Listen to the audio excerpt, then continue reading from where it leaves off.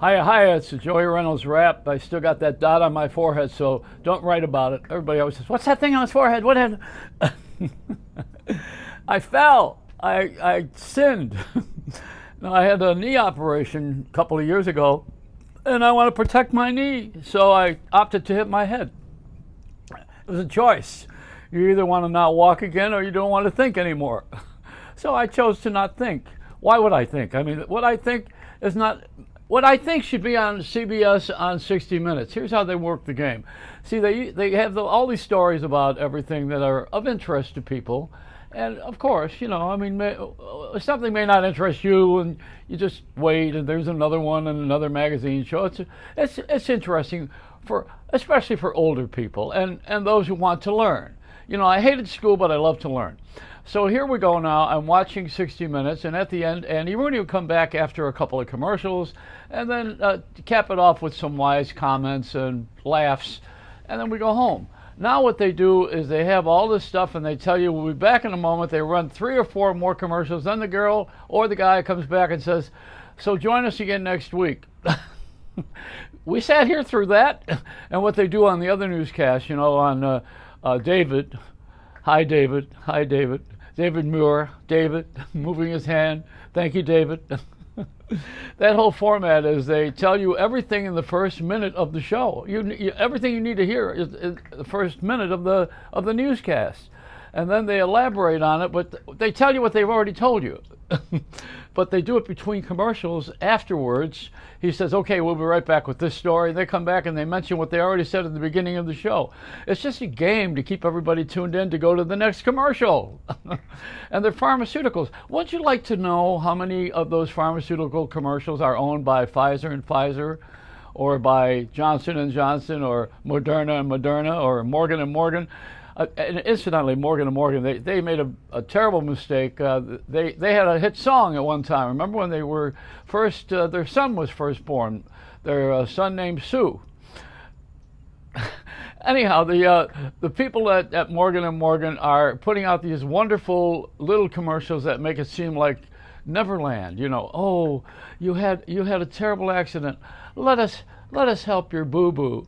We'll go out and get the money for you, and you can use that as a salve, and you can rub all of this stuff up your ass, because give me my share. And the people are insulting with television. They're insulting. I mean, don't you watch it that way? And are you really that? Did you fall on your head? Where's your dot? What's happening a lot is Delta Airlines chairman was on television this morning. Now they're sending flights over to Kabul to pick up people in a mission of mercy and a give back to the United States, which is very cool. Except they talked about how they're going to charge their employees who do not get vaccinated a certain fee, like paying for a bag. They're used to that one. If you don't get a vaccination, then you're going to have to kick back a little bit of money. Now, they're doing that so they encourage people to get the vaccination, because all we have is a vaccination of the mask. Nobody else knows anything else that's going to keep us away from the variants of the drug. And the drug, ironically, is called Delta. So the chairman of Delta is on TV this morning with a great big grin, telling us how they're making money this quarter and they're going to do real well. There's a lot of travel, and they're not going to impose any of this vaccination stuff on the local travel, because people really, it would hold up the process. Yeah, it would hold up the cash flow. That's what you really mean. And listen to this one. This is how they stage everything, corporate caca.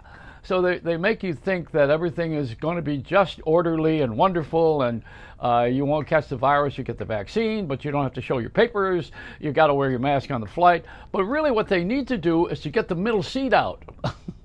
That's where it is. It's only in the vaccination, wearing the mask, separation. Now the separation part, you don't put 3 people on an aisle who don't know each other and don't know where you've been. You don't know where I don't know where the person next to me has been. My greatest flight with that was on JetBlue, where I was on the midnight special, the one that Wolfman Jack used to have. Hey, Joey, hi, Joey, this is Wolfman.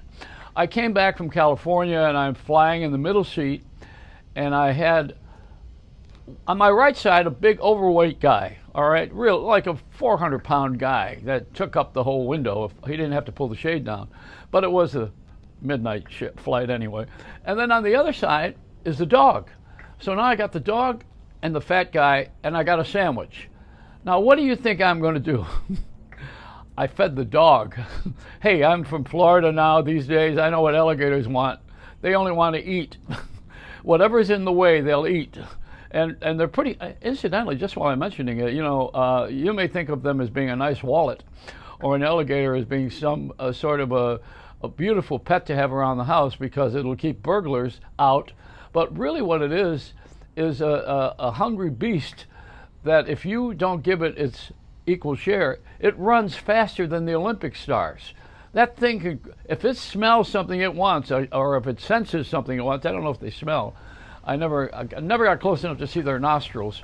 But I'll tell you this, they use dogs, and they use them like hot dogs. They just put them across their lips. You don't want to have an alligator. I was going to have a service alligator and put that on my Delta flight.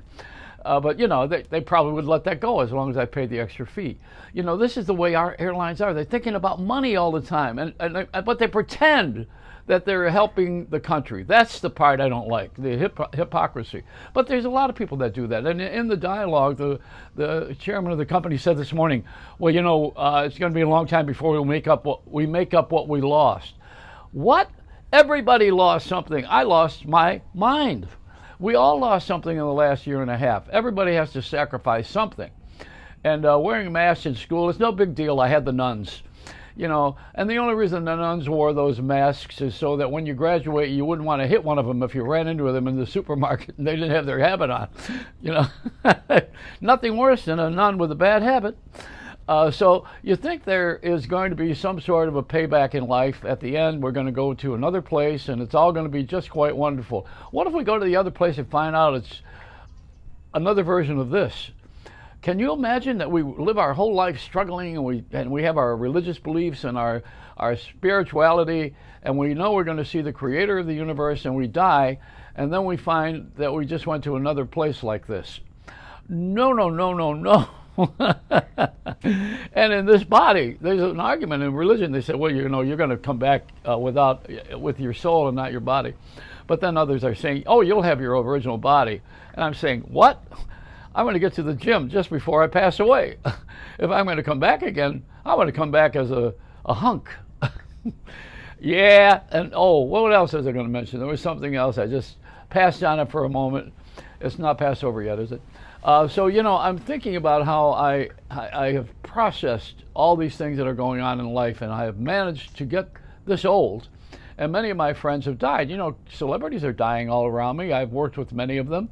And I don't have anybody really that has championed me lately, because most of them were big stars. Whether it was Joan Rivers, Les Paul, Soupy Sales, I have had all these relationships with everybody who's dead.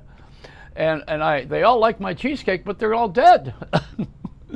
I would like to have some people who are younger think that I am interesting. Interesting is a bad word in a film.